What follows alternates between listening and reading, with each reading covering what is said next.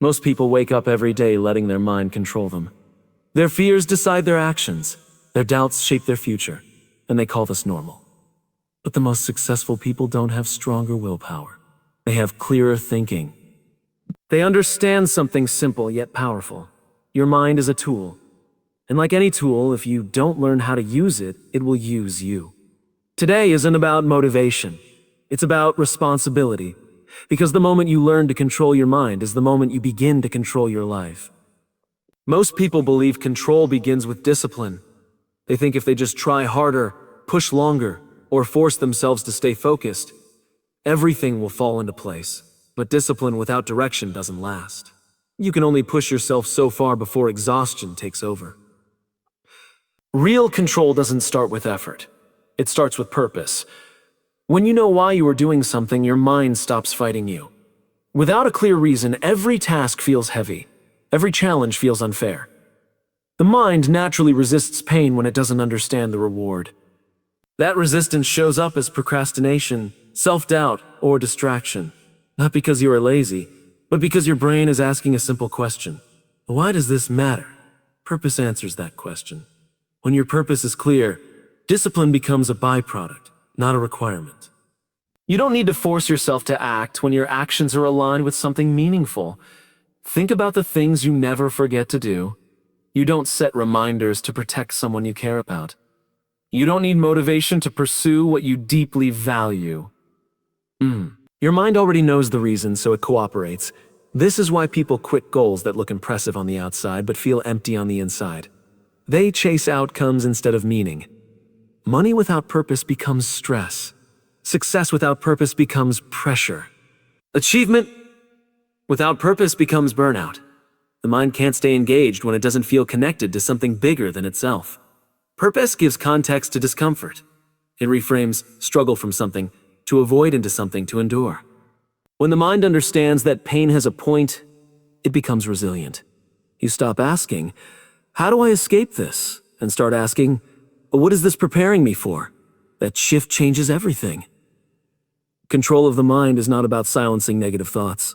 It's about giving your mind a reason to move forward despite them. Doubt doesn't disappear when you have purpose, but it loses its authority. Fear may still speak, but it no longer makes the decisions. This is especially important during moments of uncertainty.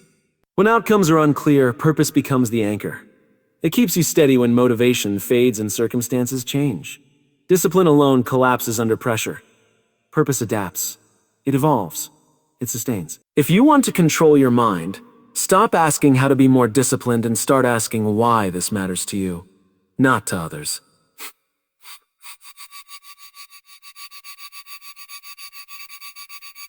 And when your purpose is clear, your mind stops wandering, stops negotiating, and starts committing.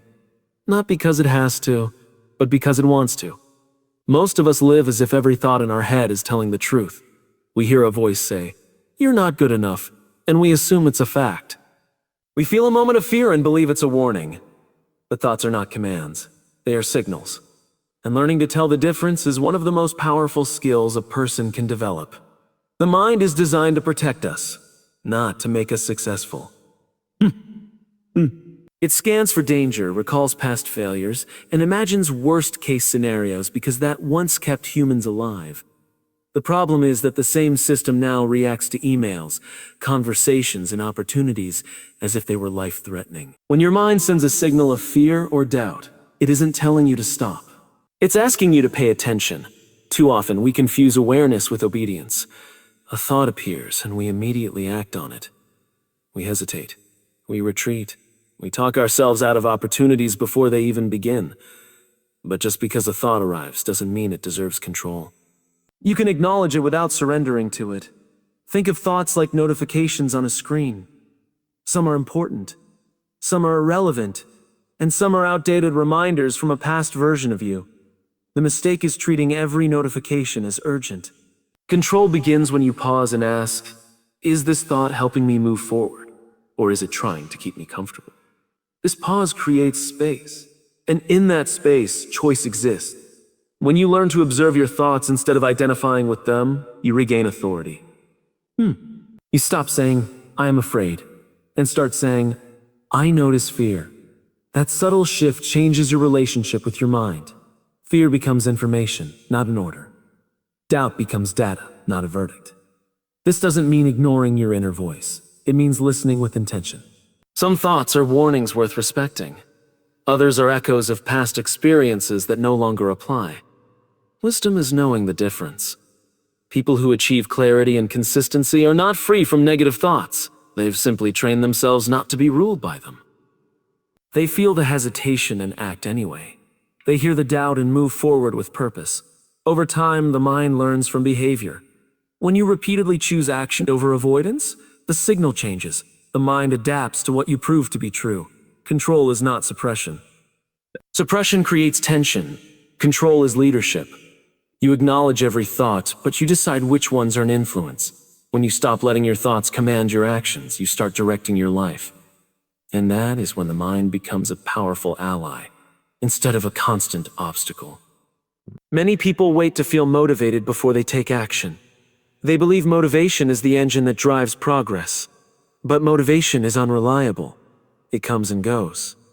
It depends on mood, energy, weather, and praise. If your mind relies on motivation, it will always be looking for excuses when motivation disappears. The people who make real progress understand something different. Consistency matters more than motivation ever will. Motivation is an emotion, and like all emotions, it is temporary. Consistency, on the other hand, is a practice. It is built through small, repeatable actions that don't require emotional intensity. When you show up consistently, even on days when you don't feel inspired, you teach your mind that progress does not depend on feeling good. It depends on commitment. The mind learns through repetition. What you do occasionally does very little to shape your behavior. What you do daily becomes part of who you are. This is why habits are so powerful. They remove decision-making from the process.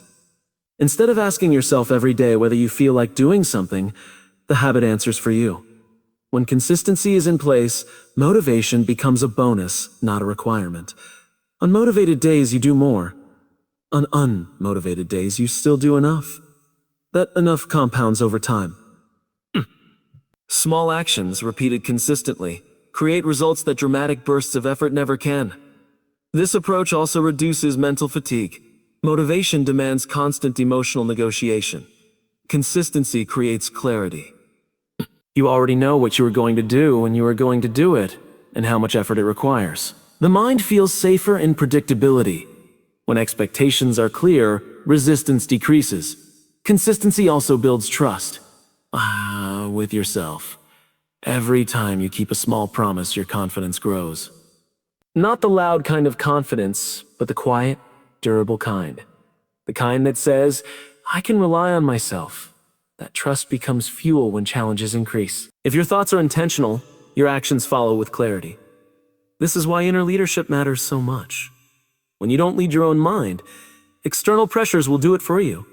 Opinions, emotions, distractions, and fear. People who lack internal control often look confident on the outside, but are constantly negotiating on the inside. They overreact to criticism, chase validation, and avoid discomfort. Not because they are weak, but because they haven't established a clear internal compass. Without that compass, every external signal feels like a command. Internal leadership means deciding in advance who you want to be and how you will respond. It's choosing principles over impulses. When situations get stressful, you don't improvise your values, you execute them. That consistency builds credibility, first with yourself and then with others. When you control your mind, you become steady. And steadiness is magnetic. People trust those who don't panic, who don't overreact, who can stay grounded when things are uncertain. This doesn't mean suppressing emotion. It means processing emotion without letting it hijack your behavior. Influence grows naturally from this kind of presence. People follow clarity. They follow calm. They follow those who act with intention instead of urgency. You don't need to announce leadership when your actions already demonstrate it. Inner leadership also creates resilience. When setbacks happen, and they always do, you don't collapse into self-blame or excuses. You reflect, adjust, and move forward. The mind stays focused on progress rather than ego. That focus keeps momentum alive even in difficult moments. This is how personal discipline turns into shared impact. When others see you manage pressure with integrity, they feel safer. When they see you make thoughtful decisions, they gain confidence. When they see you take responsibility, they feel inspired to do the same. You can control how others behave, but you can control how you respond. And that response sets the tone for everything around you. The most powerful leaders don't demand respect. They model it through consistency, self-awareness, and restraint. When you learn to control your mind, you stop reacting to the world and start shaping it. You become someone others look to not because you have all the answers, but because you have clarity. And leadership rooted in clarity doesn't fade with circumstances, it endures.